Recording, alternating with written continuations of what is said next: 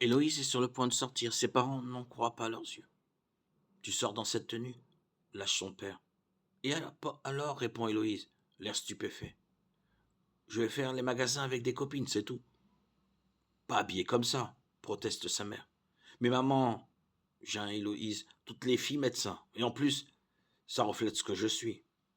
Eh bien, on n'aime pas ce que ça reflète, rétorque son père. Maintenant, monte te changer, jeune fille, ou tu ne vas nulle part.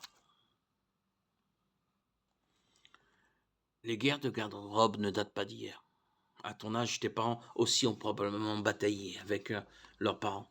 Et ça les mettait dans le même état que toi. Mais à présent, ils sont dans l'autre camp. Et tu es en perpétuelle guéguerre avec eux. Tu dis, c'est confortable. Ils disent, c'est débraillé. Tu dis, c'est super mignon.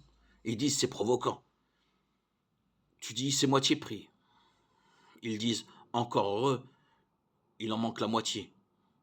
Est-ce possible d'aboutir à un cessez-le-feu? Oui. Megan, 23 ans, l'a bien compris. On n'est pas obligé de se disputer, on peut parvenir à un accord. Un accord? Ça veut dire que tu dois t'habiller comme quelqu'un de 40 ans? Pas d'affolement. Te mettre d'accord avec tes parents, c'est simplement discuter avec eux de vos divergences et explorer des solutions qui vous contenteront, eux et toi. Les avantages, c'est que tu auras du style, même aux yeux des autres jeunes. Tes parents risquent moins de critiquer ce que tu portes. Et tes parents t'accorderont sans doute d'autres libertés s'ils voient que tu es sérieuse à cet égard. Alors, allons-y.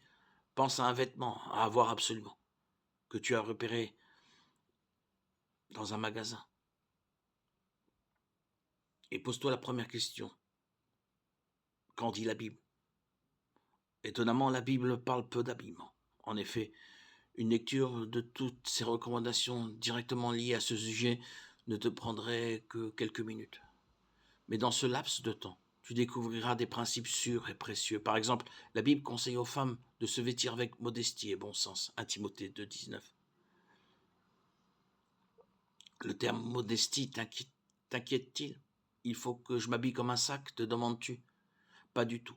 Dans le contexte, il implique que tes vêtements montrent que tu te respectes et que tu respectes les sentiments des autres. 2 Corinthiens 6,3. Souvent, la première impression que les autres se font de toi dépend de ta tenue. Une grande variété d'habits satisfait à ces critères, même si ce n'est pas toujours facile.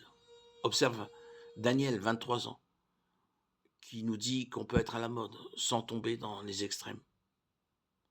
La Bible déclare aussi qu'en matière de beauté, ce qu'il faut soigner surtout, c'est la personne cachée du cœur. Autrement dit, ton être intérieur. 1 Pierre 3,4.